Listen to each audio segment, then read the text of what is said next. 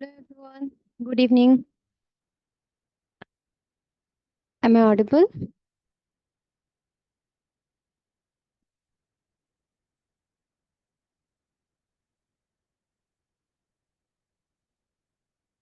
Okay,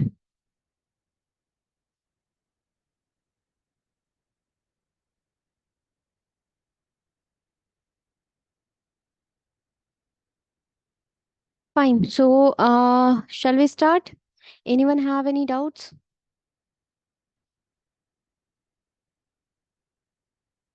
Anyone have any doubts?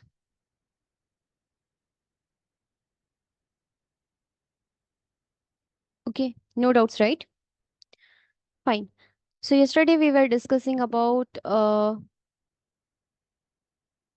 network subnetting. Yeah, tell me what's your doubt?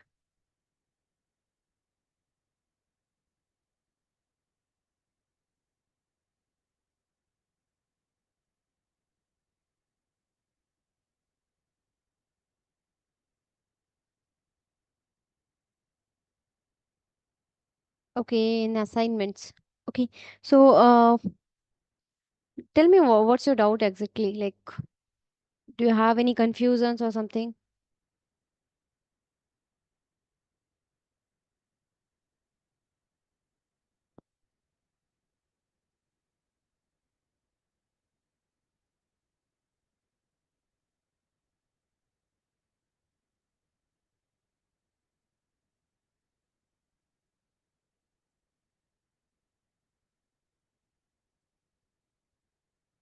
See, the calculation you have to do, and if you're not able to understand the calculation, you can leave it because you can use any of the website and calculate your subnets. Okay, like if you have decided the VPC CIDR range, right?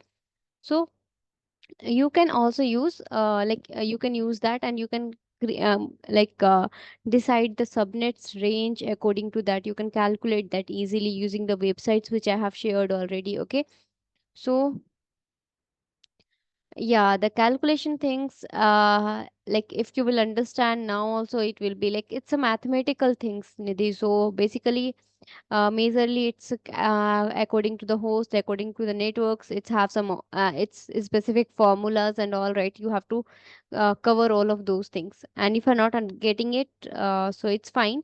At the end, if you we will have time, like after completion of this batch at the end, at the end, if we will have the time, then we can see the calculation once. Okay, so basically I also need to check because I also don't use it much. Okay, so in real time also, you are not going to use this much if you will go as a AWS engineer or like cloud engineer or DevOps engineer. Mostly you will, like, you need it as a network engineer. Okay, because for DevOps engineers, we can use this websites to calculate it. But at the end, if we will get the time, definitely I will let you know the calculations. I also need to see a few things in that. Okay, it's fine, Niti. Like, see, that calculation is not related to like IT and all. That's totally mathematical. Okay, like if you are good at maths, then you will be able to understand it properly.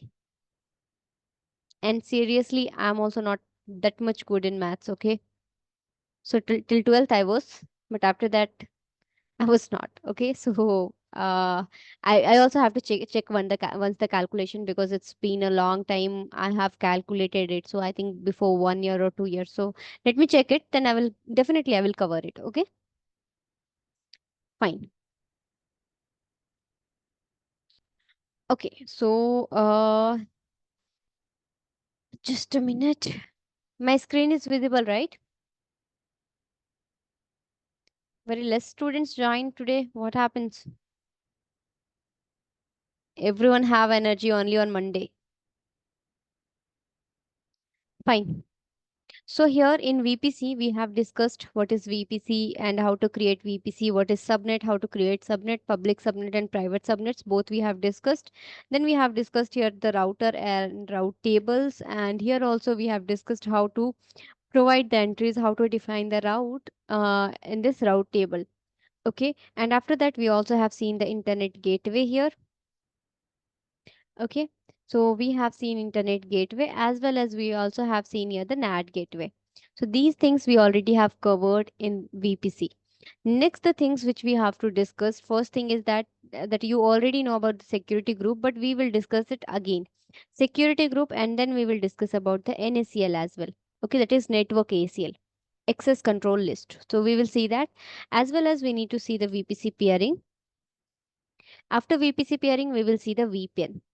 Okay, so for the VPN, we cannot see the hands-on for this, because I don't have any other accounts, as well as it will charge you for your account, so it can, like, your account can suspend. So just don't try the hands-on, but understand how we will do it. Fine. So for the VPN, here it's site to site connection. We will discuss about this, but we will not see the complete hands-on for this. Fine. So these are the things which we left for our VPC. And one more thing is there, that is the VPC endpoint. Okay, VPC endpoint. So we will discuss all of these things. So first, let's discuss about the security group and NACL. Okay, so here about the security group, I already have explained, right? So anyone who can explain what is a security group? Hemant?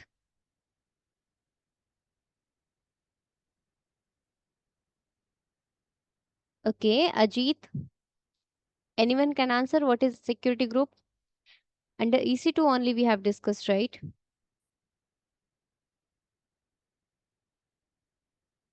It is basically a virtual firewall for Yes, our it's instance. Yeah. yes, it's a firewall for your instance. Basically, using this, we will enable some specific port or some specific protocol. Okay, so security group is the firewall for your EC2 instance, right? So we already have discussed under the EC2 service that security group, it's is the firewall for instance, and you can say that firewall at instance level, because it's the firewall for your instance. It's simply managing your instance incoming and outgoing traffic. Next we have NACL. NACL stand for network access control list. Okay, so what is this NACL? What is this network access control list? It's also a firewall. Okay, but it's a firewall at subnet level. Fine. So it is going to manage the incoming and outgoing traffic for your entire subnets. Okay. So here we have two things, security group and NACL. Security group and NACL both are the firewall which is going to manage your incoming traffic and outgoing traffic.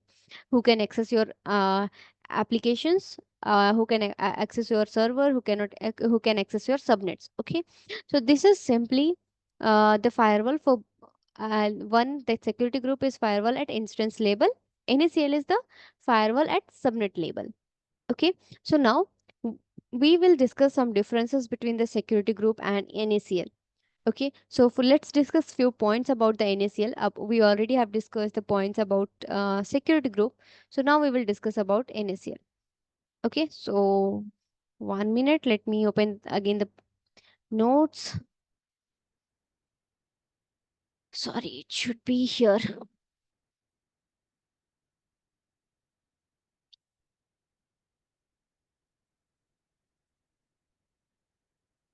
Fine. So here it is a function performed on the implied router, because you know that for each of the subnets will have a specific route table, right? So that route table, it will get attached with that specific subnet, and it will manage your incoming and outgoing traffic.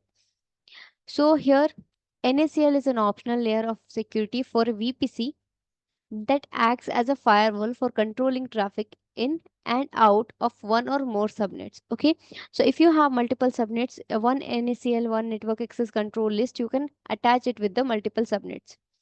Okay, your VPC automatically comes with a modifiable default NACL. By default, it allows all the inbound and outbound IPv4 traffic, and if applicable, IPv6 traffic. Okay, so let me explain you few things here.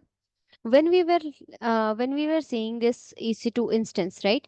So when you have when you have installed the Jenkins, you know that Jenkins run in 8080 port number, right? So when you have installed the Jenkins, at that time you have enabled the port, right? Everyone have created in the security group, they have enabled inbound rule, that is all traffic either you have enabled inbound rule for the port 8080, right? So this is the EC2 instance security group which you have changed. But why you not have changed the NACL? Because see, all the EC2 instance that always it comes under the VPC, right? So basically it comes under your VPC. So here we have, let me explain you from here. So basically, here just assume that we have one subnet. Okay, this is one VPC, and inside this VPC we have two subnets. Okay, just assume that we will partition it, right? So let's consider it like a subnet only. So this is one subnet, even your public subnet, even your private subnet, anything you can consider it. Okay, so this is your subnet, and this is your EC2 instance, right? So the instance labels firewall, we call it as a security group. Okay, and the subnet level firewall, will call it as a NACL. Now, whenever you will create a default VPC, like whenever you will create any VPC, either it will be the custom, right? So it will create one NACL by default. Okay, and that NACL, that by default NACL, allow the all traffic, all incoming traffic as well as all outgoing traffic. Okay, so because of that reason, we don't need to configure NACL directly. When we were learning Jenkins and all, we not have configured anything else except your security group, right? So now for this, it has enabled, for this NACL, it has enabled all traffic, means this particular subnet allows all the port, all the protocols to come inside this particular subnet, right? And within this particular EC2 instance, we have the firewall here for this, that is security group. So here for the security group only, if you will enable 8080 port number, it's already have enabled here, so it will come, and the people like users can access it on 8080 port number. Okay, one more thing is that if you want to customize your NACL, you can do it. Just assume that you have denied here 8080 port number. Okay, so whenever if anyone want to, just assume that I have installed here the Jenkins and that is running in 8080 port number, right? So at that time, will you be able to access your Jenkins server? No, because your Jenkins server is inside this particular subnets, and here you have one firewall already here that is denying this 8080 port number. Okay, it's just like that you have one home, and specific persons have the permissions to come to the living room. One main door is there. There also we will allow only the specific persons to come to the living room, and we will not allow everyone to come to the bedrooms as well, right? Or kitchen as well. So in that case, what we'll do, we have here the two door. We will decide, right? We will decide whom I will allow for the living room, whom I will allow for my bedroom, whom I will allow for my kitchens. It's like that. Fine. So basically, here it's just like that your NACL is like a main door, and your security group, it's like a room store. Okay. So it's like same. If you have any questions, please let me know. If it's not clear, please let me know. I will explain it again. Okay. Is it clear? Yeah, it's clear. Okay, fine then. Okay. So here we have some rules when you will, we have some differences between your security group and NACL. Okay. So the first, first difference between your security group and NACL, it's your security group operate at instance level and it operate at subnet level. Okay. So for the different subnets, you can have the different ACL. Okay. And one ACL can be attached with multiple subnets. Fine. Support allows rule only. It permits allow as well as deny rule. In case of security group, have you seen the deny rule? Deny rule means you are restricting a specific port number. Here we are allowing only the specific port number. Here, if we want to enable 8080 port number in inbound rule, we will specify 8080 port number in case of security group. But in case of NACL, we have both the rule. You can allow as well as you can also deny. Okay, you also can do deny. Deny means you are restricting that specific port number that will not, that cannot come to your uh, like come inside your subnets. So it's like that. And in case of security group, you will only have the allow rule. If you will not allow any specific port number, that port will be not exposed, and you will be not able to like access your applications on that port. Okay, so here this is one difference, and one more difference is that it's a stateful. Return traffic is automatically allowed and it's stateless. Okay, so what it mean stateful, like security group is stateful and NACL is stateless. Okay, so security group is stateful means just assume that you are enabling inbound rule 8080, right? So at that time, in case of security group, it will also enable outbound rule, that is 8080. Okay, so it's like whenever you will set any incoming traffic, if you will allow incoming traffic, it will all automatically it will allow the outgoing traffic as well. In case of outgoing traffic, it will not do that. But in case of inbound traffic, if you have open 8080 port number, it will also open the 8080 port number for outbound. Okay, so that's why it is stateful. But in case of NACL, it's stateless. Means if you will enable only the inbound rule, at that time it will only like enable inbound rule, right? It will only set the inbound rule. If you want to open the same port for outbound, you have to set it again, like separately you have to set it. Okay, so here it applies to an instance only, and it applies to all the instance which you have within that subnet. Okay, so these are the differences between your security group and NACL. If you want to see the security group here, we can check it.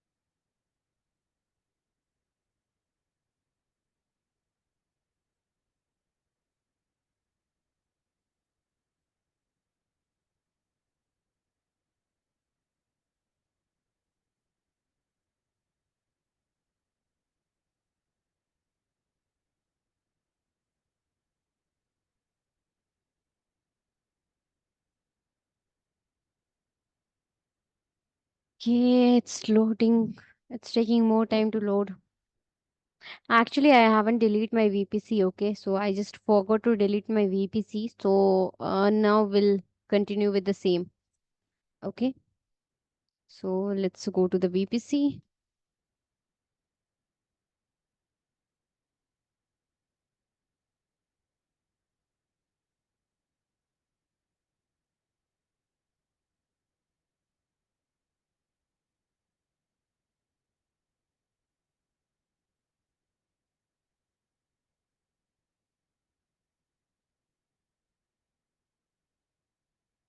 Okay, so I haven't deleted my VPC. So now we can check VPC and subnets, route tables, and internet gateway. Everything is available there if you will see.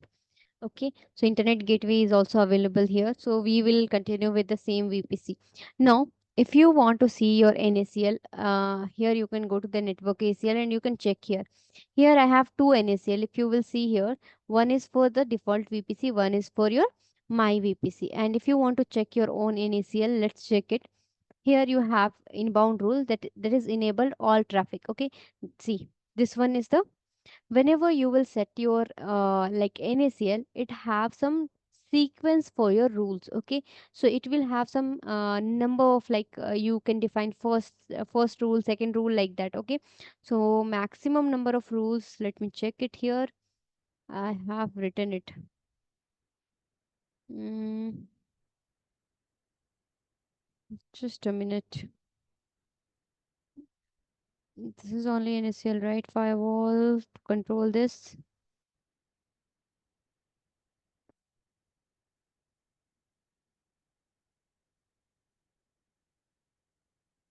Hmm. Maximum number of rule is 32,766. You can define within one NACL, you can define this much rule, 32,766. Okay. So the lowest number of rules will get the more preference. Okay. So just assume that if if I'm defining some rule here for the inbound rule, what I have done, I have written in 10th of the rule, what I have done, I have given deny 8080 port number. Okay, and after in this in 20th of the rule, what I have done, I have given allow 8080 port number. In that case, what it will do, it will not allow, it will only deny, because the lowest is 10, right? So it will consider this rule, it will not consider this rule. Fine, so this is how it will work. So whenever you will set the rule, will not set rule like will not give the number like 1 2 3, because we have these many like 32,000 something, right? So because of that reason, we'll always count the rule number like this 100 200. Okay, like the 300, it's like that. Okay, so that in between this, if we want to add any rules, we can easily add it. Fine, so here also if you will see, this is the 100 rules, means it's the first rule, and that allows all traffic, and this is the default rule. Star means the default rule. If no other rule will be implemented here, if you will not specify any other rule, at that time what it will do, it will allow, like it will deny all traffic. Fine, so this is how, if you want to edit any inbound rule, what you can do, just like the security group, here you have to select some numbers, and then why it's buffering.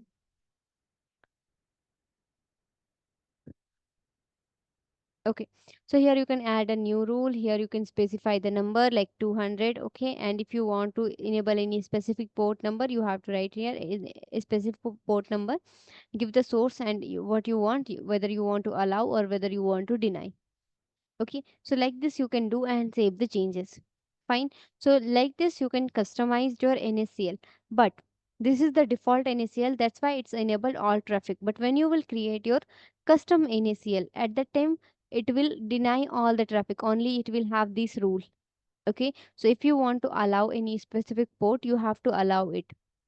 Fine. So this is about your NACL, and you already know about the security groups. We will have multiple security group because we have created it while launching the EC2 instance, right? So many security groups are there. So as of now, later I will delete it. Just leave it for now. Fine. So and how to create the security groups and all those things you guys already know. So I'm not explaining it again. Fine. Next thing is that after security group and NACL, we need to understand like sorry. Okay, we need to learn this VPC pairing. Okay, so first of all, let's learn first the VPC endpoint, and then we will learn the VPC pairing. So I already have deleted yesterday the NAT gateway. Okay, so first let me release my Elastic IP because I forgot it. So it will charge me. Fine. So now what I'm going to do, I'm going to create here the two instance. So one is one is in public subnet and one is in private subnet. It means that one server will be able to will have the internet connections, and another server will not have the internet connections. Okay, so as of now, yesterday I have explained you few things. Like just assume that you have here the one VPC. Like in one house you have two rooms. Okay, left side is the public room and right side is the private room. This is the private room and this is the public room. Okay, so in this case, if you the private peoples does not have the access to go outside, they are not allowed to go outside, and the public people are allowed to go outside, right? So in that case, if they want anything from the market, they can use here the NAT gateway. We should have here one agent, and that agent name is NAT gateway. Okay, now this is how you can go to the internet. So now, if you will have the NAT gateway from the private server, you can access your AWS resources. So within now, this is your AWS infra, right? But just assume that from here you want to, here you have one EC2 instance, and from here you want to access your AWS account, right? So you want to access any other AWS service like S3 or Lambda, or if you want to access your any of the database, right? RDS or DynamoDB. At that time, how you will do it? One option is that you can have here the NAT gateway. The request will goes to the internet, and from internet you will be able to access with your AWS account. But instead of doing that things, like just assume that here we'll if this needs something from the grocery shop.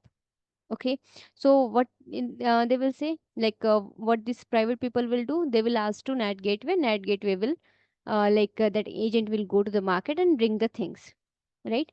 Instead of doing that, what we will do, we will create a specific shop here, and we will open one window here. Now, what the private people can do, private people directly can bring the things from this shop directly. Okay, they don't need to go to the internet, they don't need any internet connections to use and to use this particular resource. So basically, this VPC endpoint is just like this private window. So privately, we will connect our VPC with our AWS account and with our specific resource of AWS account. Okay, so let's see how we will do it. First, we need to launch two instance, and then we'll see the hands-on for this. So let's launch the instance first.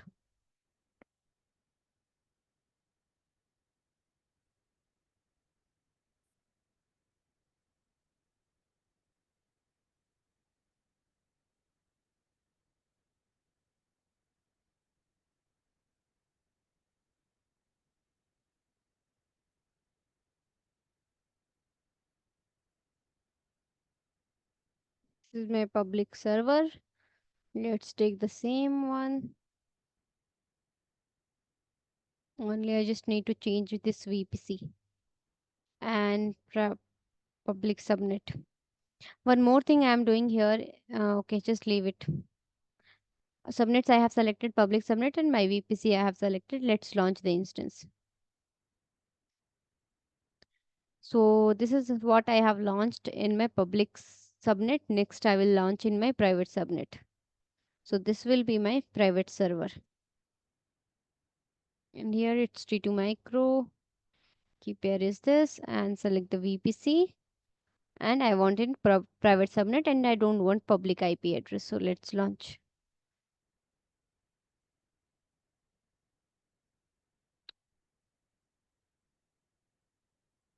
Okay, so this is done.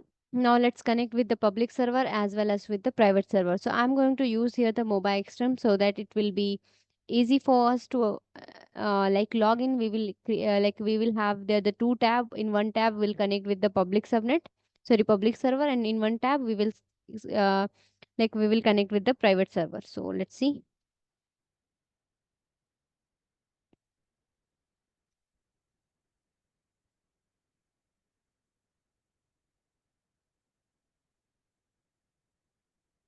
Okay, let's rename it. I just forgot to rename it. Okay, so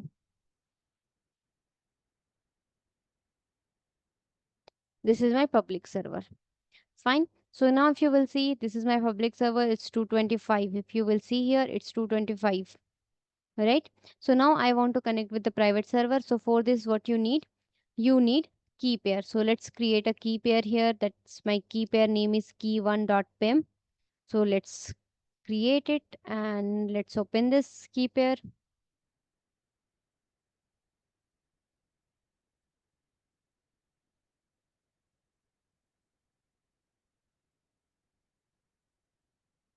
Done. Let's change its permission. Okay. So what I will do now, I will execute the command here. So if I will execute which command I will execute, this is just client one. If I will execute here from this server itself, it will take the remote session of your private server. So instead of doing that, what I'm doing, I'm simply creating a duplicate uh, tab. And if you will see ls here, you have this, right? So now let's connect with your private server. Now, if you will see here, you have 152 and 152 it's the IP address of your private server. So let's rename it first. It's a private server where we are connecting with my private server. So let me do it. Done. Fine. So this is my public server. This is my private server. Fine. So now what I want from the public server, if you will do the AWS S3 LS, you will be able to access your AWS account. It will show this unable to locate credential.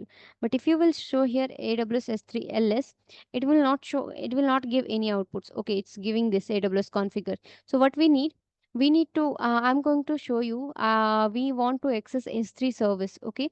So for this, what we need a IAM role to get attached with these instances, right? So basically, let's create one IAM role here. Okay. So we'll create one IAM role here, and that IAM role will have the permissions of S3, and will attach both the, like that particular IAM role with both this instance. So let's do it.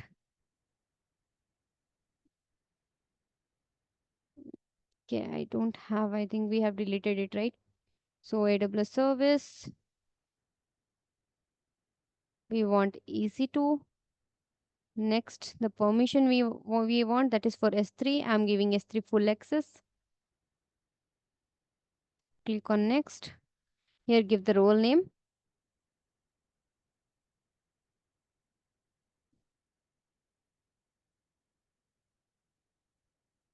Just give this name, any name you can provide, and just click on create role. It's created. Let's attach with your server, all these servers. Security, modify IAM role.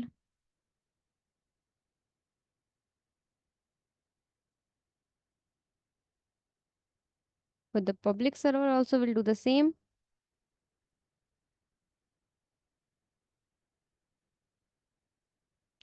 Okay, it's done. Now if you will run the same command here, AWS S3LS, it will show, like here it is showing. Here we have one bucket that is called paper life DevOps. Okay, but if you will run here AWS S3 LS, it will not show anything. Just wait for some time. It will be not able to connect with your AWS account. Why? Because it doesn't have the internet connections. Your public server have internet connection, so via the internet it just simply connected with AWS, and it showed me this particular outputs, but here it will not give the outputs. Why? Because it doesn't have the internet connections. So if you want to connect your VPC and your subnets privately with your AWS account, right? At that time you must have to use VPC endpoint. So how we will work with this VPC endpoint? Let's see here. You have to go to this endpoint sections where it is you will get, okay, it's the endpoint. Okay, so here you need to click on create endpoint. So let's click on create endpoints and give here the endpoint's name. I'm giving the same name. I'm my endpoint.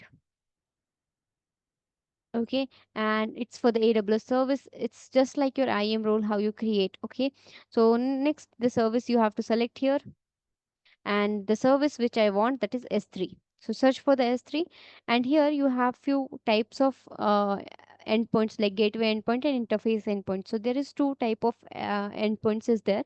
Okay, but interface endpoint, it will charge you more, and the gateway endpoint is bit cheaper than that. Okay, so here I want the S3, so I'm not going with this any specific types. Okay, select this gateway endpoint and select the VPC on which you want to create this endpoint. Okay, and select the route tables where you want to attach it. So as of now I want to attach in both of the both of the endpoint. Mainly will attach with the private route table. Okay, because it's all the private subnet has been attached with private route. So we'll give for this endpoints, we'll give full access. So let's see, click on create endpoints.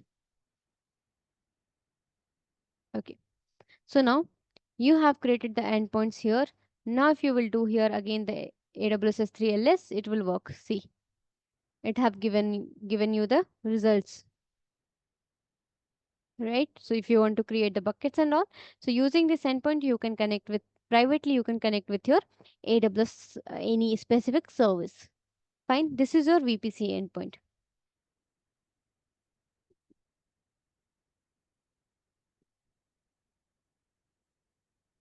Okay, so VPC endpoint is done. Next we will see the VPC peering. Fine. So let's see here, for the VPC peering, we should have the two VPC. Okay. So now what is VPC peering, right? So let's see. If you have, just assume that you have two VPC. This is one VPC and this is one VPC. Okay. So now what you want, these two VPC are private, or just assume that these two VPC have, the upper one is the public subnet and lower one is the private subnet. It's for both the same. Okay, or else both the VPC have only the private subnet. Anything you can you can assume. Fine. So now just assume that these are the two VPC. Now you have servers in one in public subnet and one is private subnet. Here also the same thing, right? So if, just assume that if this public server want to communicate with this public server, right, public server of VPC2, at that time they can communicate. How they can communicate? Via internet, because both have the internet connection, right? But what if this private server want to communicate with this public server, or what if this private server want to communicate with this private server, right? So if, just assume that if you have resources in both of the VPC, right, at that time we'll always use VPC peering. VPC peering is nothing but it's creation of the private connections in between your two VPC. Okay, so we'll simply create a private connections just like the tunnels. Okay, so privately these two VPC can communicate with each other without going to the internet. That is your VPC peering. Okay, so private connections we are we are creating. So how we'll check the private connections? Using the private IP address. Okay, so if both the VPC can communicate with private IP of each of the servers, it means that the private the private connections has been established. Okay, so basically here we will check here, for this we need two VPC. So as of now I only have one VPC, right? So what I'm going to do, I only have the one custom VPC. Let me delete it first.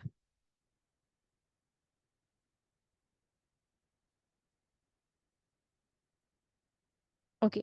So now if you will see, I have only one custom VPC. So what you can do, you can create another custom VPC and then you can use, you can try with your VPC peering.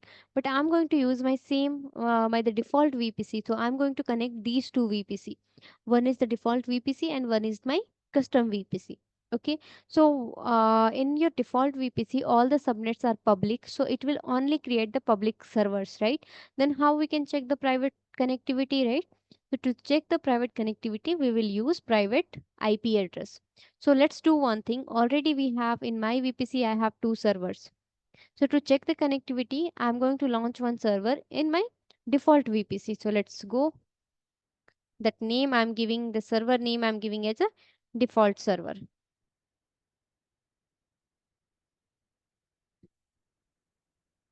Okay. So I have given the name as default server, taking the same Amazon Linux T2 Micro and selecting the same key pair. Here if you will see, I'm selecting this particular default VPC. You can select any of this availability zone, like you can select any of this subnet. public IP auto assign is enabled, right? One more thing is that how we will check the connectivity between these two servers using the ping command. Okay, and for if you want anyone can ping your server, at that time you have to enable one rule here, that is all ICMP IPv4. So in that case anyone can ping using your IPv4 address. Okay, so let's give here from anywhere, so this you have to enable.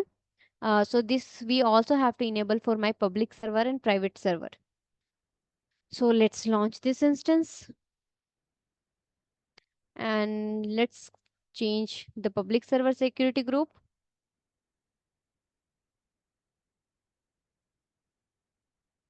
We will change the inbound rule, edit it, add the all ICMPv4, sorry,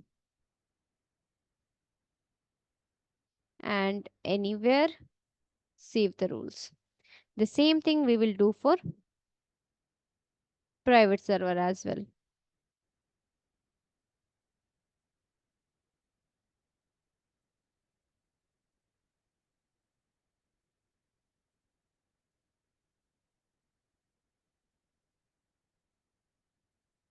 Fine, it's done. So this is required, otherwise you will be not able to like do the ping. Okay, so let's connect with your default server. So I will create one another tab here, and directly I'm going to add my default server here itself. So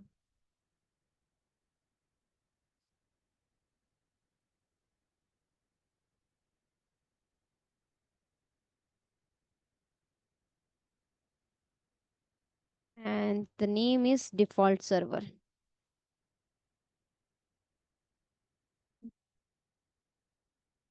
Okay, so now if you will see, it's a private server 52, it's a public server 225, and this is the default server, that is 254. Okay, now this is your public server. If you want to try the connectivity between your public server and default server using the public IP address, means via internet, at that time you will be able to connect. See, I have taken here the public IP address. If you will see, it's connecting. Okay, its ping command is working, it's releasing the package, and 0% packet loss. It means that it's get connected with your default server. Now from the default server, if you want to ping your public server via internet means using public IP address, so at this time if you will see here, you will be able to ping it. But can you do it privately? To switch to check it, that can you do it privately without going to the internet, you have to use here the private IP address. So let's take this private IP address and ping it. Okay, so now if you will see, 100% packet loss. Fine, it means that it's not able to connect it privately, so always have to connect it via internet. So what I want the private connections in between these all subnets, like from my VPC and default VPC. Okay, so in the so that connectivity we will call that as a VPC peering. So how we will do that connectivity, right? So if you want private connectivity between these two VPC, at that time you have to create one connection that is called peering connections. Okay, so when you will create peering connections, here we have two VPC. One is requester and one is acceptor. Just like a Facebook friend request. Okay, so one person will send the request. Who will send the request? He will be the requester, and who will accept the request? He will be the like your acceptor. Okay, so here we have few things like in Facebook, when you once you accept your request, right? So once you accept anyone's request, that person will become your friend and you will become that person friends, right? It's a two-way friendship, you can say that. So here also the same thing, once the acceptor will accept this request, these two VPC will become friend, they will connect privately. Okay, even the VPC2 and VPC2 can send the request to VPC1, like VPC2 can access VPC1 servers, and VPC1 also can access the VPC2 servers. It's like that. Okay, so here you have to provide the peering connections name. So I'm giving my PC peering connection. Here you need to select the requester VPC. So I'm giving the requester VPC my VPC. Okay. If you are going like the acceptor it is present in different account, so you have to click on another account. If the acceptor is present in different reason, you have to select the another reason. Account id you have to provide. Okay, so it's not like that vpc you are going to like two vpc if you want to connect, that should be in same reason, that should be in same aws account. It's not like that. Okay, so it should be an aws account. Other than that, if it have the different account, if it have the different reason, that doesn't matters. So here you have to select my accounts, and I have in the same reason, so let's select it. So I'm going to select my default vpc. Let's select it and click on create peering connections. Now it will create the peering connections, but we need to specify the route table. We need to specify, we need to edit this, we need to enter, give the entries for this peering connections. Okay, so first of all, the acceptor should accept this request. Otherwise it will not, the connections will not uh, you cannot manage the connections. Okay, so let's accept the request first. Okay, so request is accepted. Now you have to modify the route table. So how you will modify the route table? Please concentrate here first. Okay, so here for the default route table, how you will customize this route. Okay, how you will edit this route. Let's click on this default route, because this is the route table of my default VPC. You can check it. I have already renamed it. You can rename for if you don't want any other confusions. Okay, and then click on edit routes. So here what you can do, you have to provide here the your VPC CIDR range. It's a default it's the default VPC route table, right? So here the source is your my VPC. Okay, so my VPC is the source, so that's why I will provide here my CIDR range, and here I will select the peering connections and the peering connections which I have created. So it's done. The same thing you have to do for your all for your public route table as well as for your private route table. So for this, what you need the default VPC CIDR range. Okay, so let's take it, go to the route table and the public route, edit the routes, give here your default VPC CIDR range, select the peering connections. Okay, and select here the peering connections and save the changes. The same thing we will do with the private route table.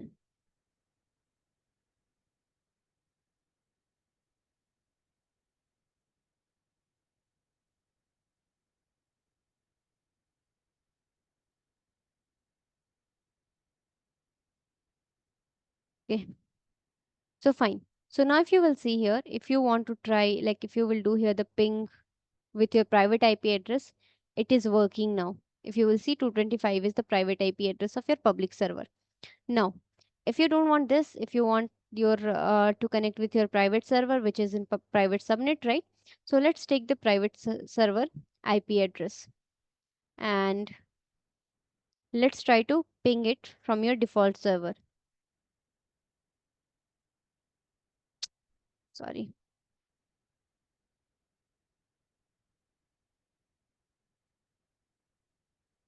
See, it's connected, right? Even from the private server, if you want to ping default server, right? So that also you can do it. It doesn't have internet connections, but it can access it. It can connect with that default server. See, so this is your VPC pairings. When you want to, like, just assume that in one project only you have few resources in one VPC, few resources in different VPC, and just assume that few resources you have in one account and another resources you have in different account. At that time, we'll always use VPC pairings to connect with your VPC. Okay, so to connect your all of those resources, you will always need to do this VPC pairing first. Fine. So, anyone have any confusions here? Any doubts here?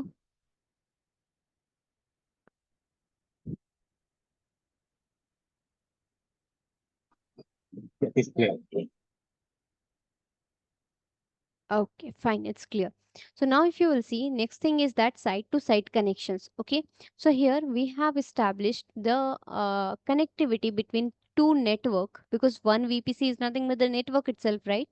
So within two networks, but both the networks was present in AWS cloud. It means that both were AWS VPC. Then only we have connected to VPC, right? And that we called here VPC pairing. But here, okay. So here is that what if the another network is in different cloud? Just assume that it is present in Azure or it's present in GCP. Otherwise, it's present in your on-prem. What you will do that time, right? So just assume that one network you have in AWS, one network you have in AWS, sorry, and another network you have in different like another VPC or another private cloud you have in different cloud platform, as well as you can also have it in on premises. Okay, so now how you will establish, how you will connect these two network privately, right? So that we will call it as a VPN, that we will also call it as a site to site connections. Okay, so here we will use some gateways. So let me explain you few things here. Here, it's a huh, customer gateway you have, virtual private gateway you have, okay, and site to site VPN connection. So let's discuss about this first. So here you have the customer gateway. So always we'll have here the two gateway to get connect with this, to establish connections between these two. We will always call it as a tunnel. Okay, in between that which we will create connectivity, that we will call tunnel. Like through this tunnel they can communicate. Okay, so here we'll have two gate. Just like if you want to connect two rooms, you should have one gate, right? And you should have one corridor type, right? So it's like that. So tunnel is just like your corridor, and here you should have one gate, and here you should have one gate. Okay, it's like gateway. Fine. So basically this gateway we will call it as a customer gateway. Okay, and this gateway we will call it as a private, virtual private gateway. Fine. Or here also we will use sometimes the transit gateway. Fine. So two gateways will use here in your VPC side. So this is your VPC, means you are operating from AWS, right? Because we are learning here the AWS cloud platform, so we will operate it from AWS side. So what if we have another like client have their network in different cloud platform? At that time, what we will do, for in their network we will attach one gateway that is called customer gateway. We will create it and we will provide it to them, and they will attach it with them their network. Okay, and we will create our customer one virtual private gateway on transit or transit gateway that will be attached with my this VPC. Okay, and in between that we will create one connections called site to site connections. So when we will create this site to site connections, what it will do, it will create here the two tunnels. Okay, so using that one tunnels, they can communicate privately. Okay, so two tunnels, one tunnels will be that will be for your backup purpose. Fine. So let's see the hands-on here if you want. Mm, this is how you can create the customer gateway. You have to provide here the gateway name. You have to provide here the IP address, and this IP address will be provided by the like your client. Okay, like in another network, whatever the like they will create your customer gateway, right? So they will provide the IP address of their customer gateway. Fine, and they will also provide you some certificates how it's going to manage with your connect with the customer gateway. So it's going to do that, and you have to click on create. So basically customer gateway, they will create it in their network, and they will provide the IP. Fine, so you have to create it like this. Next thing, you have to create your virtual private gateway that you will be able to, like, you will be creating in your VPC site. So let's create it. You have to simply create, give the name, and directly you have to provide, click on create virtual private gateway. It will create the gateway. Okay, the major things which you have to create here, that is site to site connections. So this VPN connections you have to create it. So basically give the name. Here you can select the target gateway type is virtual private gateway, whether you want to use this virtual private gateway or transit gateway. Okay, so basically transit gateway we will use for the on-prem devices, like if you have another network in on-premises, in that case we'll use transit gateway. And if that is in different cloud, at that time we'll use virtual private gateway. Okay, so you have to select it which you have created. Next, the customer gateway, if you already have specified, then you have to specify here. Like if you already have created, then you have to select that. Okay, if you don't have, then you can click the new. Here you have to provide the local CIDR range, means your VPC CIDR range, and here you have to provide their network CIDR range. Okay, it will create two tunnels. You have to click on create VPN connections. It will create the connections in between both of your networks. So this is how it will work. Fine. So till now, if anyone have any doubts, please let me know. Because we have completed here our VPC topics. Okay, there is no other topics in under the VPC. We will start with the next service, whether that is CloudFront or Lambda. Okay, so mostly I'm thinking to start with the CloudFront. Okay, so if you have any doubts, please let me know. Otherwise, we can have 5 minutes break. Then we can start the new topic. Fine. I have one doubt. Yes. So NAT gateway and the VPC endpoint are used to Hmm. provide internet for the private subnets, right? Sorry, NAT gateway. Yeah, NAT gateway and the VPC endpoint Hmm. are used to provide internet for the private subnets. See, NAT gateway is providing internet connections to your private subnet. Okay, but VPC endpoint is not providing the internet connections. Okay, VPC endpoint is connecting with its any of the AWS service. Like if you want to connect with VS3, if you want to connect with your RDS, at that time it will get connect. Okay, so if anyone is any specific service, if you want to get attached, right, so privately it's connecting with your that service. Okay, it's connecting your VPC, like your private subnet, with that AWS service privately. It's not going through the internet. It's not providing any internet connections. So that is the secure things. Okay. Yeah, got it. Now it's clear.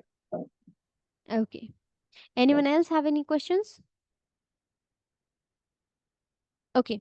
So if you don't have any questions, then take 5 minutes break. We'll meet at it's already 9:03, right? Okay. So we'll meet at 9:08 or take 2 more minutes. So 9:10. We will start from 9:10. Fine. yeah, sure. Okay.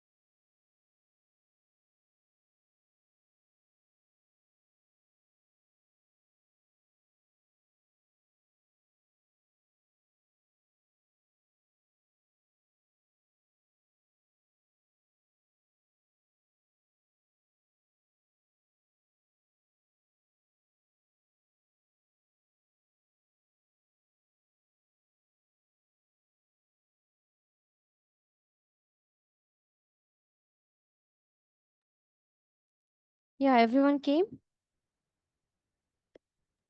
Yeah. Okay, so Visali have one question, right? So, what's the main use of VPC? See, in AWS, when you want to create any infra to deploy your application, right?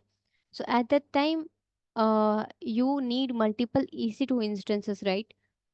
So this, like, did you get what's the main use of EC2 instances, Visali? Yes, ma'am. Like to Hmm. compute the servers. Yeah, basically for the server. You know that Yeah, what's the main function of server, right? What's the main use of server? You know that, right? yeah. Now, so basically, if you will talk about the cloud, right? So I already have explained at the starting itself, like if you want one server on AWS cloud, so you will not your AWS will provide some privacy for your server, right? So it will not directly create it any other network. Network means here you will have one private networks. VPC is nothing but the network itself, right? One private cloud. So VPC, your AWS is providing one private cloud, one part of their AWS cloud, where you can create your server, where you can customize your server, like whether this server will be public or whether this server will be private, right? All of those things. So your VPC is the entire infrastructures. Okay, it's like explain you here. It's like this is your VPC. Okay, so inside this VPC, you will have multiple servers. Okay, you will have here the load balancer, you will have auto scaling group. So all of these things it will be inside one VPC itself. So earlier when we not have created VPC, at that time it was using default VPC. Okay, so basically if you whenever you want to deploy any application, what you will do, first we need to create one VPC, and that VPC we will decide whether how many subnets we want. Okay, we'll divide that into multiple parts, and few parts will be public and few parts will be private. It's like that. And then within that VPC, just assume that I have divided into two parts, and then what I will do, I will create my EC2 instances. So just assume that this is my private subnet. So I am creating here the two servers. So these two servers are private. Okay, and what I will do, I will deploy my application here in these two servers. Fine. So no one can access it from outside. Within VPC we can access our application. So after deploying it, what we can do, we also can create a load balancer here in this server. When you will create a load balancer, what we will do, we will create it in public subnet. Public subnet, it will be accessible from uh, via internet, right? So basically this is inside your VPC, so it can access this load balancer can also access this. Fine. So and people can access your load balancer so directly here when they will provide the domain name, right? Like the facebook.com, instagram.com. So for that we have another service here, route 53. We will discuss that later.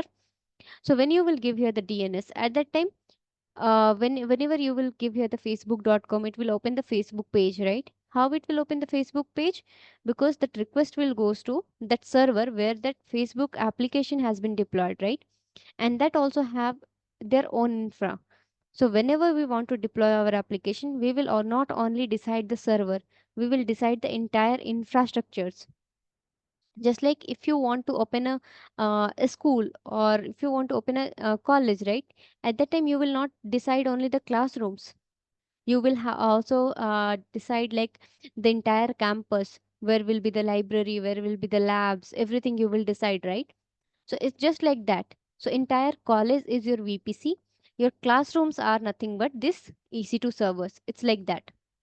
Fine. So this is major use of your VPC. If there will be no VPC, you cannot create any EC2 instance there. Okay. So Okay. without the campus, you cannot have classroom, right? So it's like that. Fine. Okay, ma'am. Now I understood. Okay. So any It other question? just no, Mm-hmm. just because of all networking concepts, I'm Mm-hmm. not getting much clear. That's why I asked it. Yes. Yes, no problem. I think it's the problem because of the hands-on things, like mainly we have seen many things there, right? So majorly Yeah. sometimes you are from non-IT. No, I am a student. Okay, you are a student. Now what you are pursuing? B computer science engineering. Okay, computer science engineering. Okay, so you will get all of these things. No worries. Okay, sometimes you face issues while doing these hands-on and all, right? So many people think that why we are doing it and we are simply following this process, but what's the exact use and all, right? So basically, using this, we will do again one project. Okay, Okay. so don't worry, you will understand everything there. Okay. Fine. Okay. Okay. Thank you. Anyone else have any questions?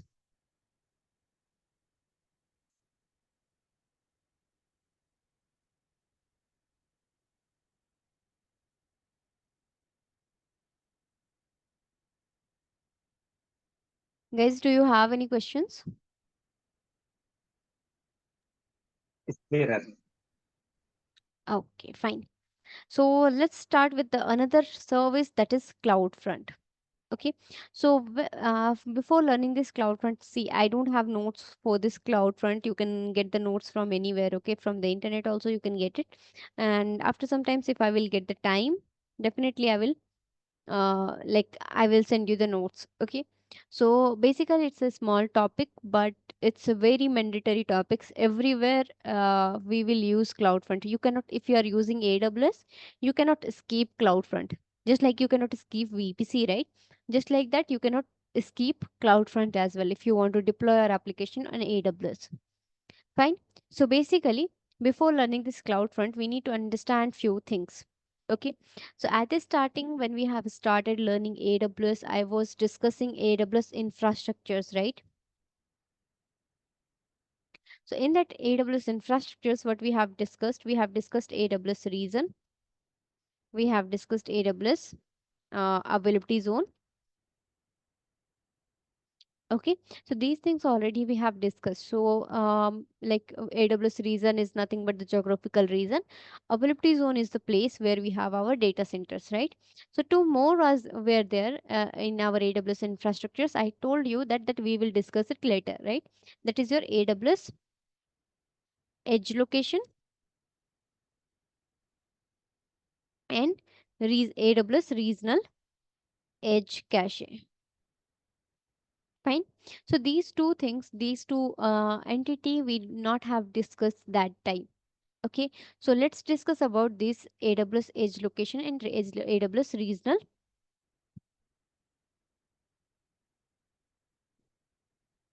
Okay, so just leave this spelling. Fine. AWS regional edge cache. Okay, so let's discuss it here itself. I just closed it, I think.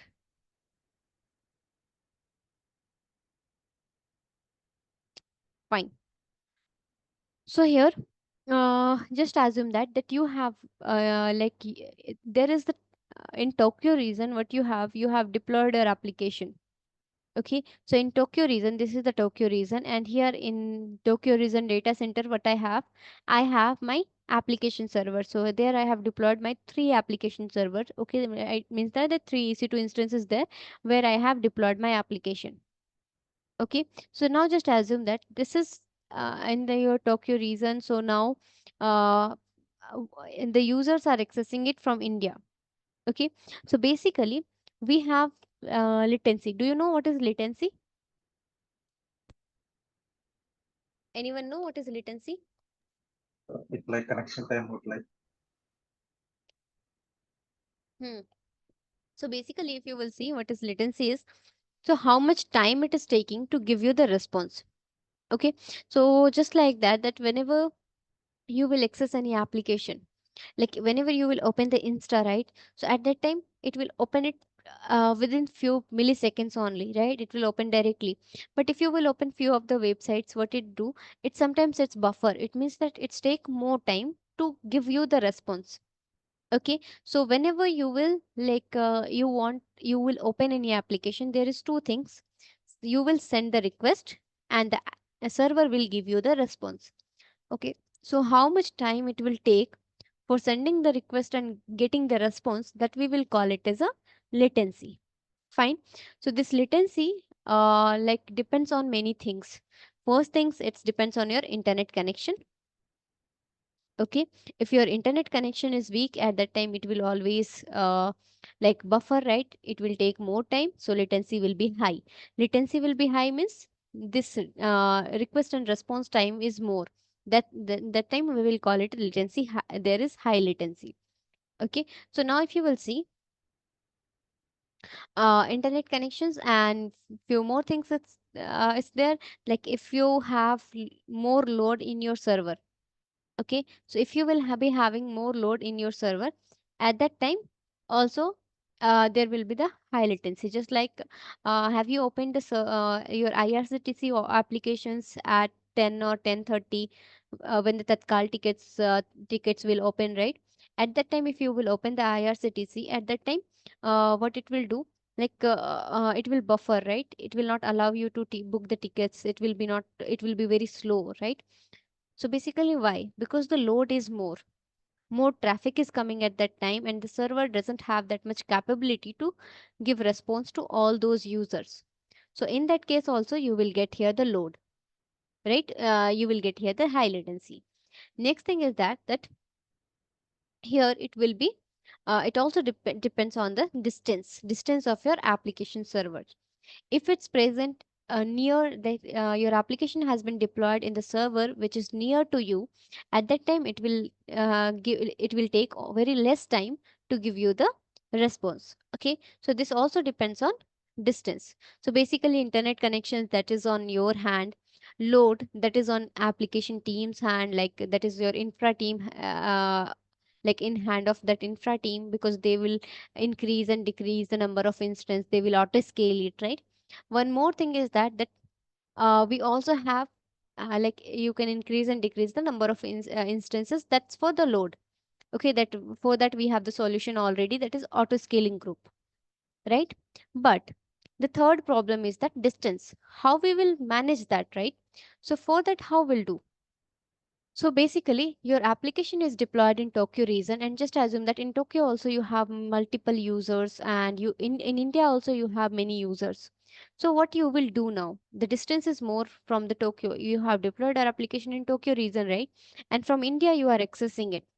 So now for the Indian users, it will be like like it will take more time, but for the Tokyo regions users, it will be like it will take very less time, and it will use the microsecond latency, and they are using these application, they are enjoying this application. But for the Indian users, this application is not reachable, and it's taking more time to give the response.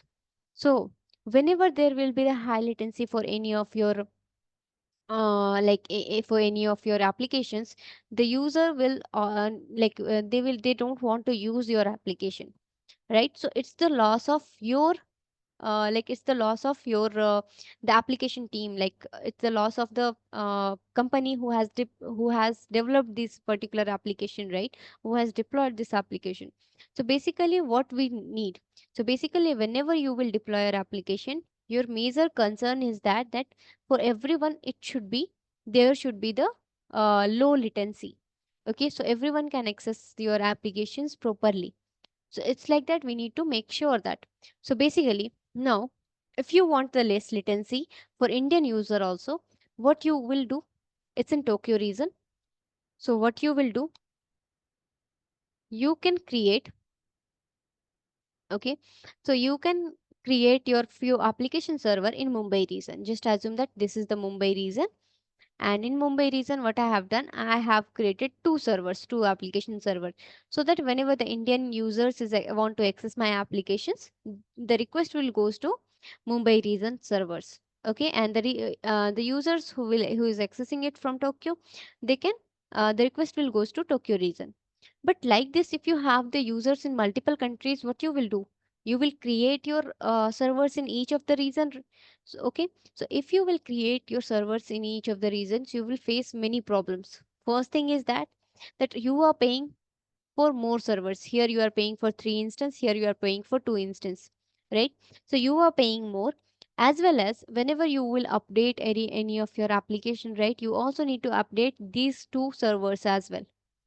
So maintaining the application in multiple region, that is also that is also not possible, that is also not easy. Okay, so basically these are the problems if you will create your application server in different regions.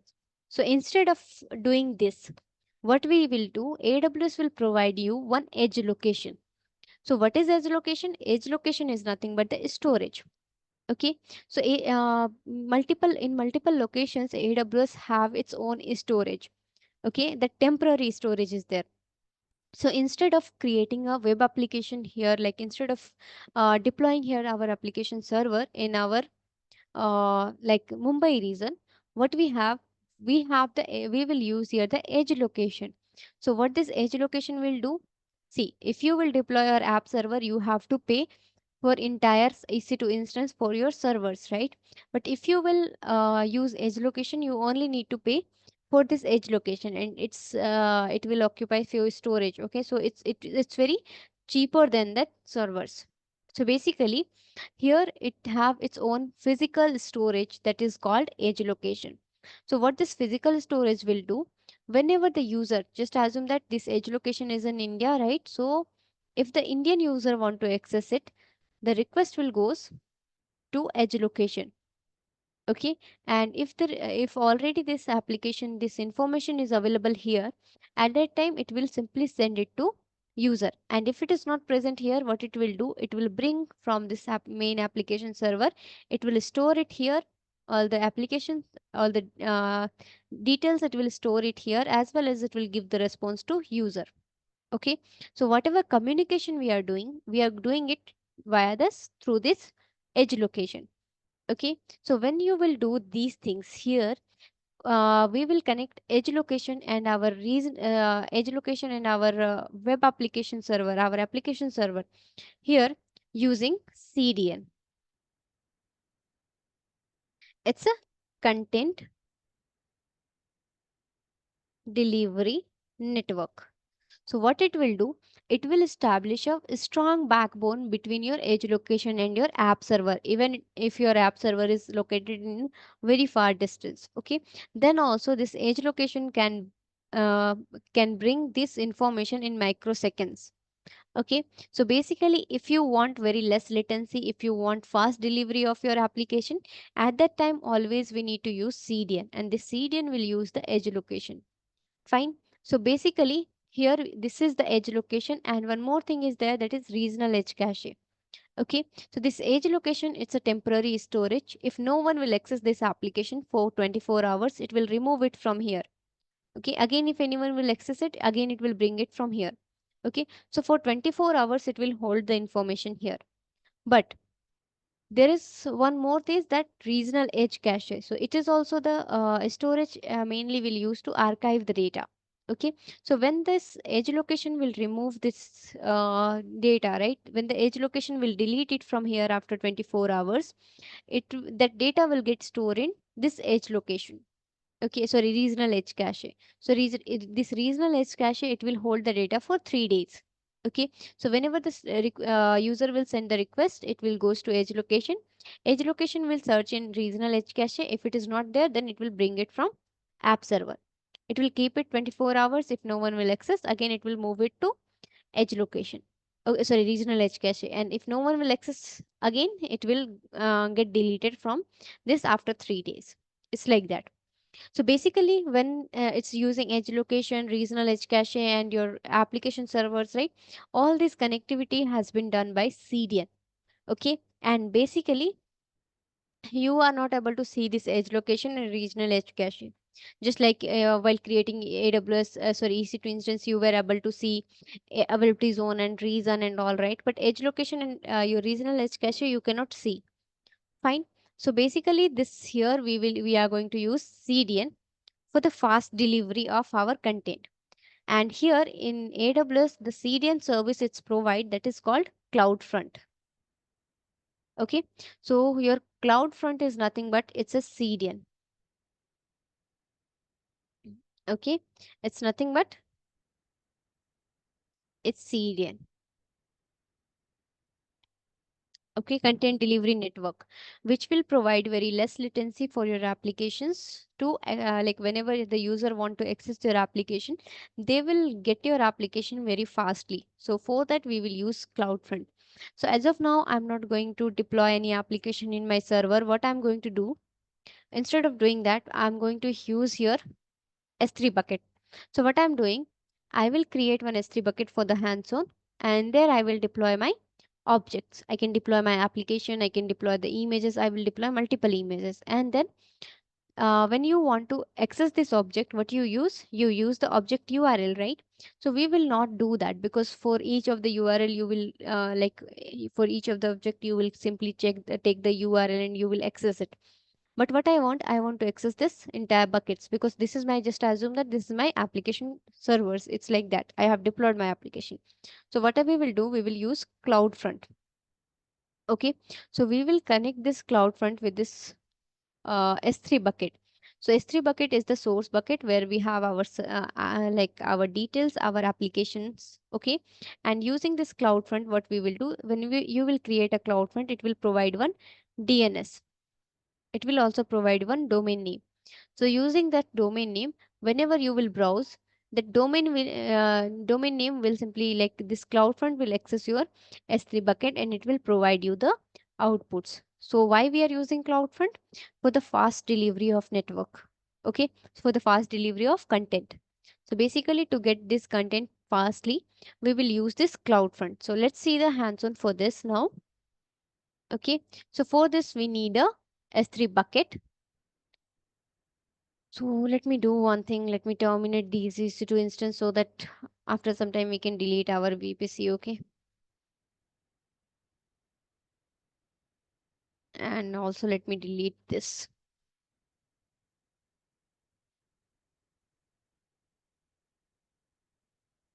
Fine. So let's see here. Let's go to the S3.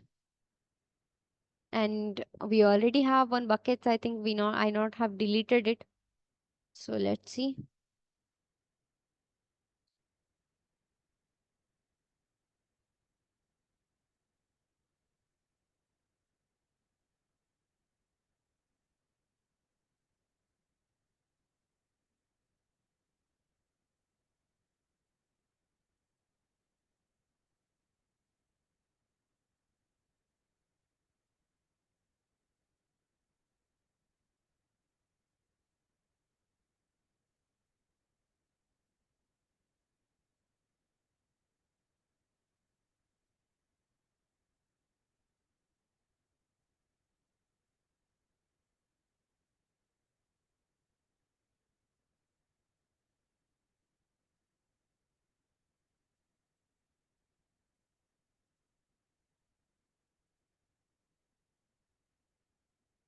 Okay. So here we have this bucket. So let's upload some object here. Okay. So I'm going to upload here the 3 images, which will work like a application itself. Just consider that as a application. Okay. So instead of deploying, like instead of uploading the object, we'll upload our index.html file or index.js file, like that. Okay. So basically, we'll upload our application files here if you want to deploy your application in that case. So let's deploy some images here. So let's see. Sorry, I just don't want this. Image 1 and image 2. These 3 images I'm going to upload. Okay. So let me remove this. I don't want that. Upload it. Okay. So it's done. So 3 images I have uploaded, and now if I want to like access these images at that time, what I need, I just have to use this object URL, as well as I have to give the public access. Then only I will be able to access it, right? If you will check it, it will show access denied. Right. So what I'm going to do, instead of doing that, I'm going to like create a CloudFront to access it. Okay. So let's search for the CloudFront and let's see how we will create it. Okay. So in project, we will see how to connect the CloudFront with our load balancer, like for our EC2 instance applications. Okay. So we will also see that.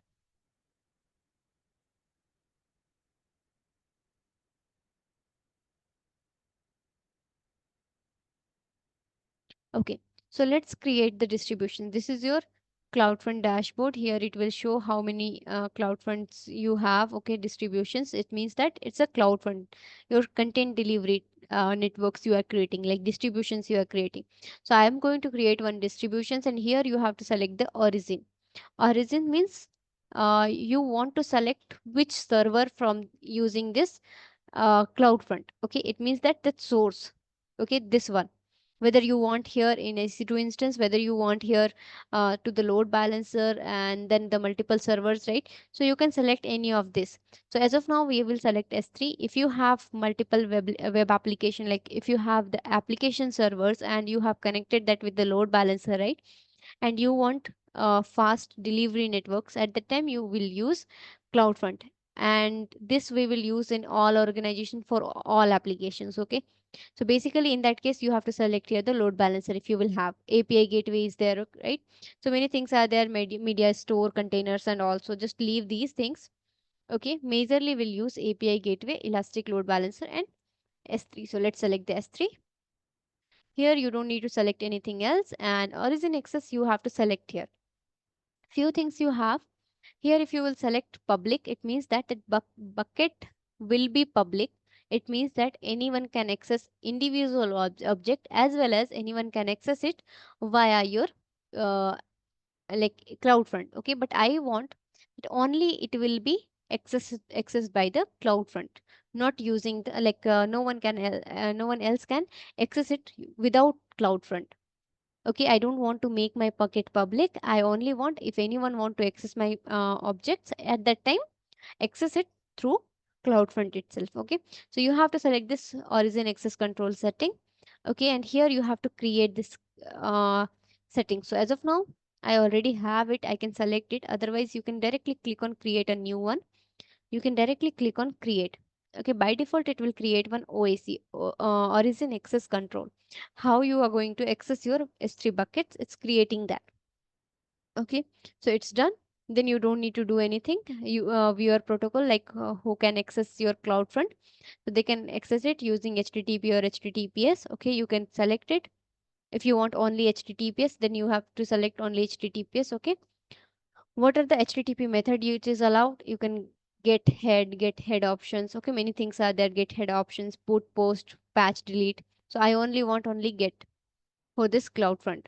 So you can simply give it. If you want to restrict viewer access, you can do it, as well as let's go. You don't need to do anything. Here we don't want any firewall for me, for my CloudFront. So just do not enable security protection. Just say like click on that. After this, you have few things here. Default root object. Okay, so when you will give the URL of your CloudFront, at that time it will open one page. So here you have to provide the default object name. So my default object name is, I'm giving image.jpeg. So if you will see, it is one of the image from here, image.jpeg. This is my default root object. So just select it and click on create distributions. So it will take some time to get update, and let's see. Till that time, what you can do, you can edit your S3 policy, S3 bucket policy. So it will provide you one policy. You have to copy that policy, and let's go to the S3, and you have to provide, like you have to allow your CloudFront to access your S3 bucket object, right? So in that case, you will write the policy here. So here you can click on edit bucket policy, and here you can paste the policy which your CloudFront has given you. Okay, so one script you got there, I have already have copied it from here. Okay, so here you have to paste it. So basically, if you will see this, it's allow the CloudFront service principal for this paper live resources, like for this particular object, sorry, buckets. Okay, and this is the source ARN, means this is the CloudFront ARN. From this CloudFront, your S3 bucket will be accessible, like that. It's given you the policy. So you can click on You check if it is okay. You can save the changes. That's it. You don't need to do any other changes. Just save the policy. To determine which settings are turned on, check your block storage. Okay, we need to do one more thing is there. This we need to unblock. Otherwise, we cannot give in like access to anyone, right? So just you have to unblock it. It's off. Now it will work. Fine. So now let's check it. Now it is showing deploying. Okay, so once the deployment will done and it will show the last modified date here, then it will work. And how you will be able to access your applications, right? Using this domain name, distribution domain name. So when you will give this domain name, it will open your application. Just wait for some time when it will show the date instead of this. So at that time your deployment will be done, and then you can access your application. It will take 2-3 minutes, so just wait for some time.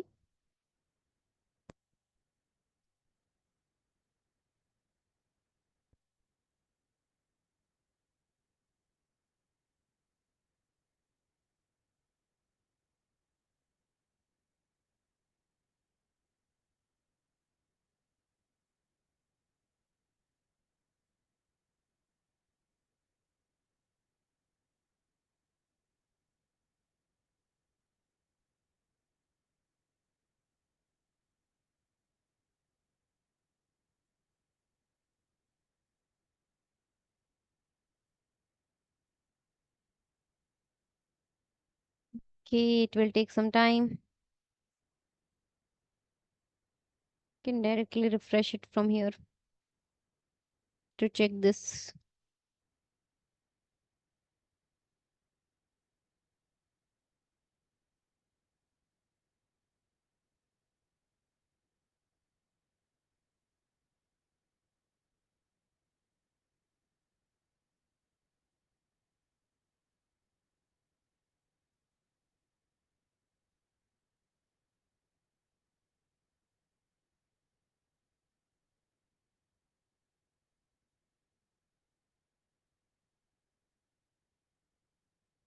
Till that time, if you guys have any query, please let me know if you have any doubts.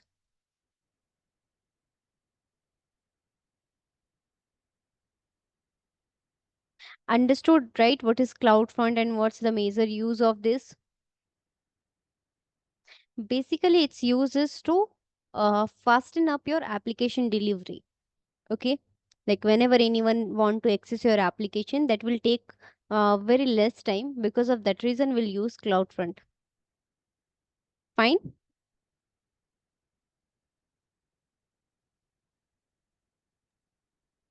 I have wondered. So Yes.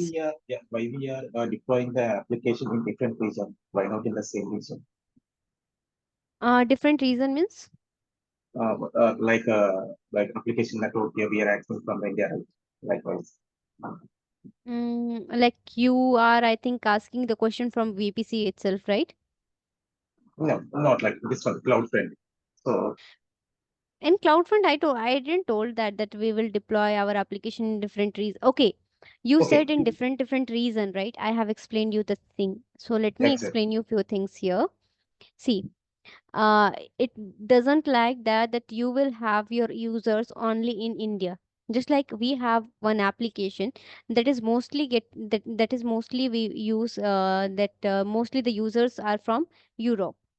Okay, so we always use the Frankfurt region. So it's not like that for that one application we will not have like we will not have only the users from a specific region, right? We have the users from different region.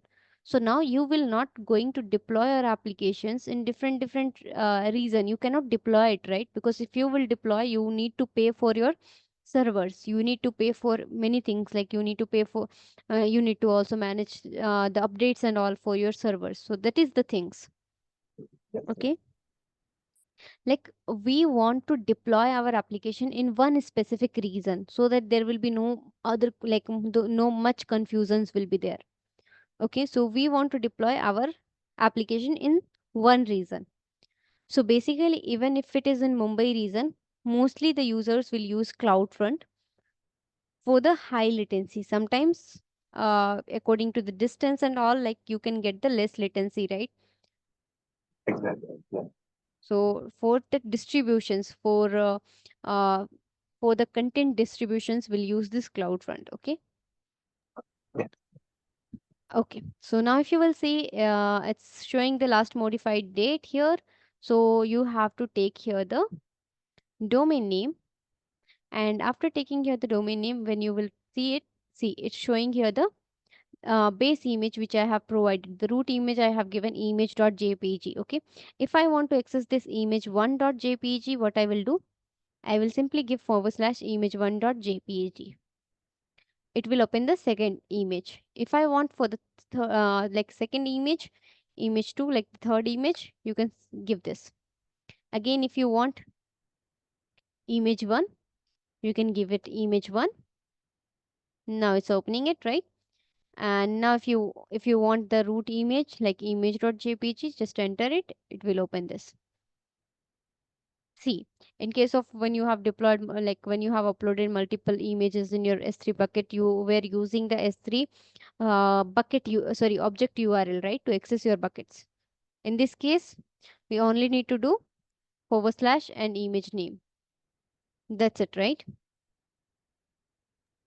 Yes. It's like that. So basically, this is how your CloudFront will work. Basically, it's for the fast delivery. Okay, delivery of your application, delivery of the application content. Fine. So this is all about your CloudFront.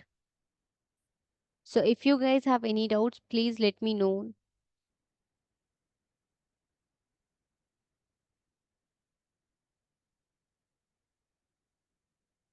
Leave these things. For the distributions, these are the things. If you guys have any doubts, please let me know, and please practice with this, and practice with the VPC hands-on as well, okay? Because that is very important things. Once you will practice, then it will be clear, okay?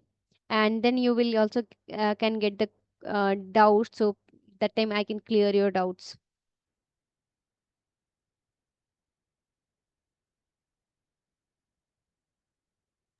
Yeah, sure.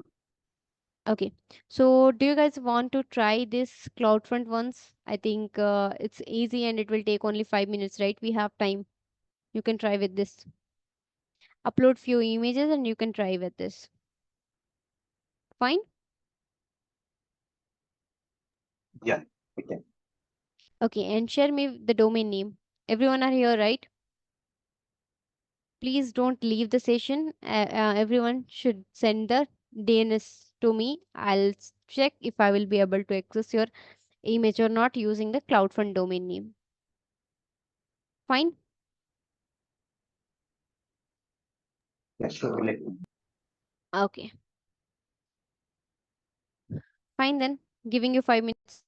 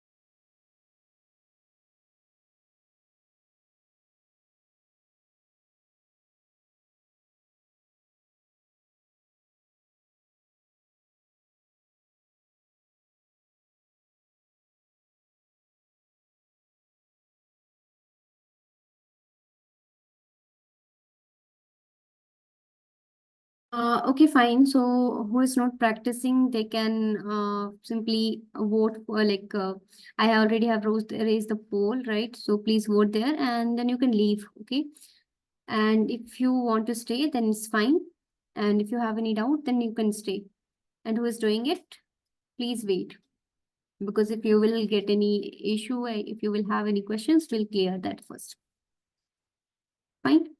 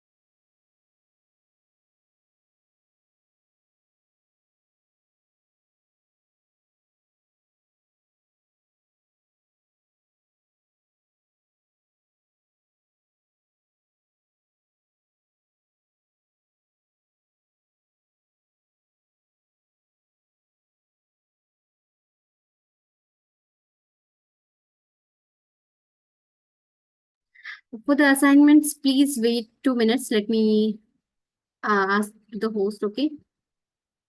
I will let you know. Please wait 2 minutes.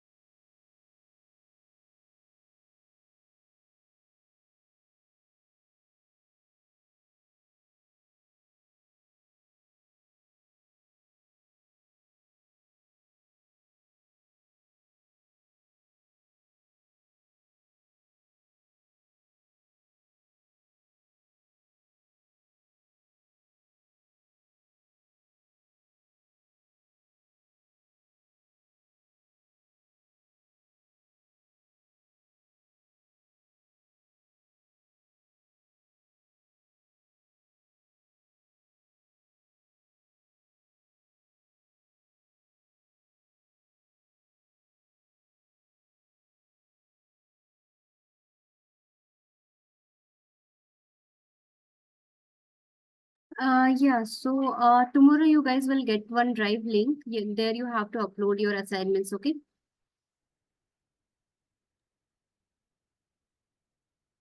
You mean cloud front ARM? Yeah, domain name. Sorry. Yeah, you mean cloud front domain name? 1 minute, Hemant, your voice is not audible. Just give me a second. Give me a second, okay?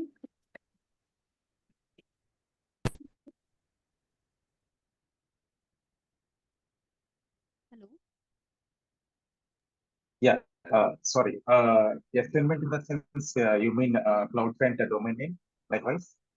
No, not that. Assignments, I'm saying. The Okay, assignments okay, which I you have are. given related to that IP address and all, right? Oh, That sorry, I did assignment. not have. I not touched it. Okay, let me go through those. Yeah. Okay. So tomorrow, Okay. host will, like, I think most probably Shafak will share the drive link with you guys. Okay, you have to upload it. I will check those from there. Okay. Yeah, fine. Yeah. Pradeep, are you saying something? So where I have to upload this CloudFront policy, it gives us some policy to copy it to S3. Okay, that you have to upload it, that you have to update to your S3. Okay. S3, right? So yes, Yeah. I already have told you there is some bucket policy, Permission. right? Yeah. Permission and the bucket policy. You have to first do one thing, just off this block all public access, edit it, give here the bucket policy. That's it, okay? Why should I off this turn it off this public access? Because from the CloudFront also we are accessing it, right? So it was showing something else here, like you are not have enabled the public access, right? Even if you want to give access from outside. So you are giving here the access for the from the cloud front, not from the outside, but from outside of the S3 bucket, right? So basically, Mm. you have to off it if you want to give access to anyone. So Fine. I'm completely terminating all the public access. If I wanted Hmm. to access it, I just wanted to CloudFront only. I just wanted to No, access no, no. it, You right? don't have to see. I only have off this block public access. I Mm. not have made this bucket public. Okay. This bucket is still it is private. Why? Because No, see. no, no, I In, understand what you're trying to say. hmm, What I just hmm, wanted to say is, so hmm, basically, I just wanted to block all the public access related to this bucket. So you hmm. adding this policy, I just wanted using a CloudFront, I just wanted to access this sites, right? That's what we're trying to Yeah. say, right? So for that you have to select the access type, that is OAC, Origin Access Control, Okay. which we have created, right? Mm. So if you will select it, here it is where it is. Okay, need to select the origin. There is no origin. Okay. So here it you will get one access control. Okay. So I So have OAC another you have doubt to select. also. So there is Hmm. a create of OAC, right? Mm-hmm. What is the what is the purpose of creating that actually? Origin access control, that will Uh, what it will do, that will create a policy. Okay, mm, so basically that's creating a policy how your CloudFront is going to access your S3 bucket. Okay, that's the way how your CloudFront is accessing your S3 bucket, that has been created using that policy. When that has provided one policy, what we have mm, done, we have pasted that policy here, right? So this mm. is nothing but it's what it is doing. It's simply allowing the CloudFront service principal. So it's allowing this specific CloudFront to access the this resource. This is the paper live DevOps bucket, right? So this So bucket is we basically, are giving access. Huh. we are creating an origin access control policy there, and we Hmm. are pasting it in your S3 bucket, right? Hmm. So basically to establish the access between CloudFront and S3, right? To provide the access to your CloudFront for accessing this S3 bucket, we are using OAC. Fine. Mm, no, okay, okay. Hmm.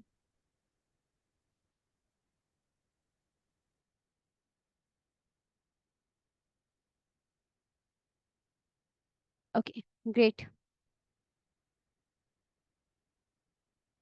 Yeah, great, Hemant. You can vote and then you can leave the session. And if anyone have any doubts, then I will be here. Otherwise, you guys can leave it. Everyone have done it, right?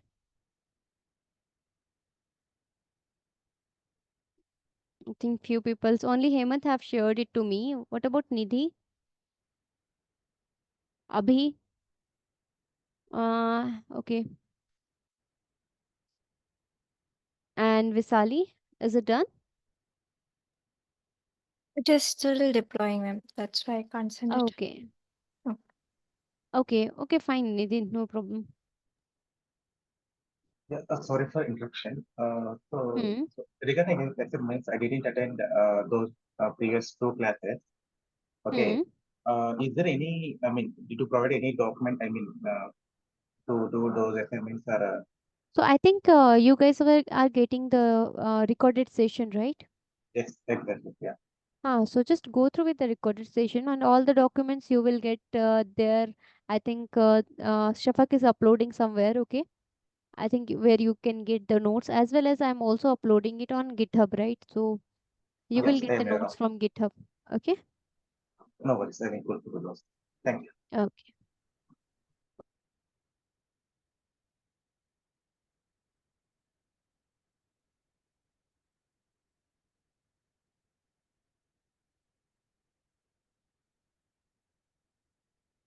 मुझे वो racket देना.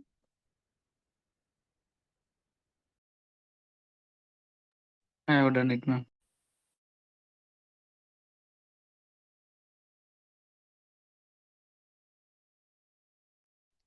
Okay. 1 minute. Let me check it. Have you shared the link?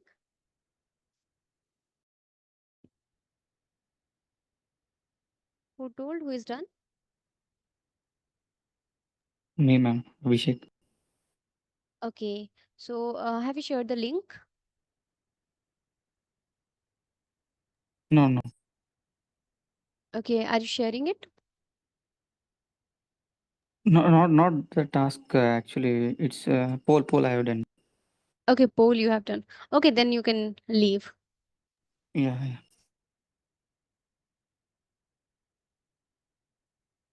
What about others? For me, it's showing access denied. I don't know what. Access denied. Have Yeah. you configured your policy? Yeah, I just configured that. Yeah. Then it should not show it. So could you please share your screen?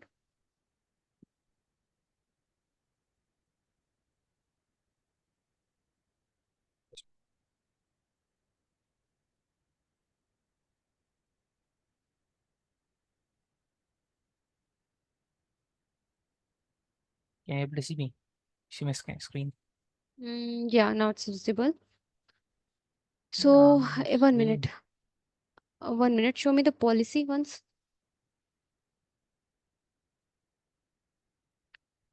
Sample bucket. Okay, bucket name is correct and your CloudFront ARN is correct, right? Service principal, it should work. Okay, show me your CloudFront.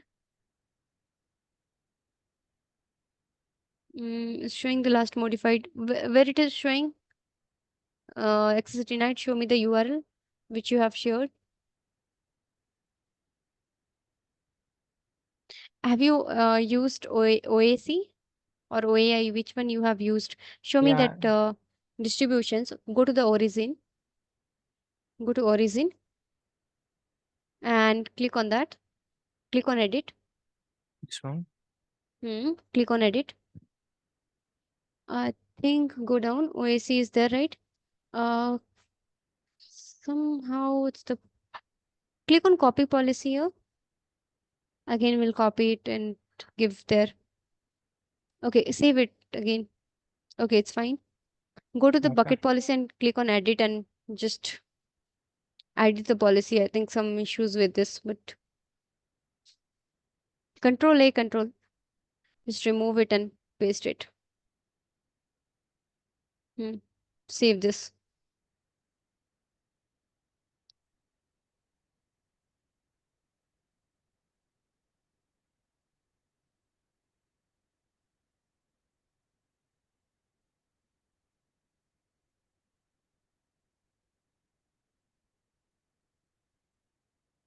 It will take some time to deploy, okay, if you have done some changes.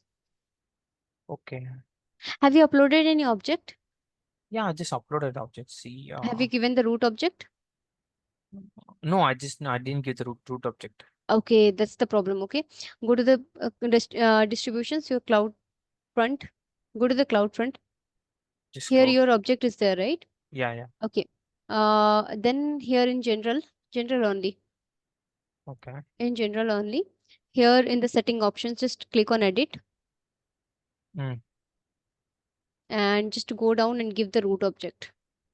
Here the default root object is there, right? At the top. Yeah. Give the any of one of the object name Just which you have uploaded, right? You can copy the object name. I think it's the wrong one. You can directly check on S3, okay? okay. Actually, this is the same thing I just uploaded Yes, that. but I think JPG you have to give for JPG. Just check the extension Oh, what it okay. have. Okay. Let check. So I think it's the same thing you will get there, okay? In this is S3 bucket. JPG. Don't need to check it like this. Okay. In S3 bucket on itself you will get. Just copy this name.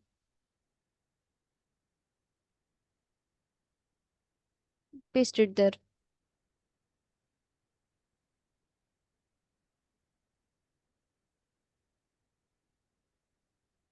Save the changes. So it is mandatory to go. It shows it's optional. It's saying it's optional, but when you will like how it if you have multiple objects, right, how it will open your files, which file is it should open, right? So basically that's also the problem once. So show me the cloud front. I think it's updating again. It's deploying. Okay, so after sometimes it will work, so just check it and it should work now. Okay, so fine. So anyone else also facing the same issue? Okay, everyone left, I think. Okay, so if you will face the same issues, we will see it tomorrow. Okay. Okay, sure. Thank Okay. you. Okay, fine then. Bye. Bye.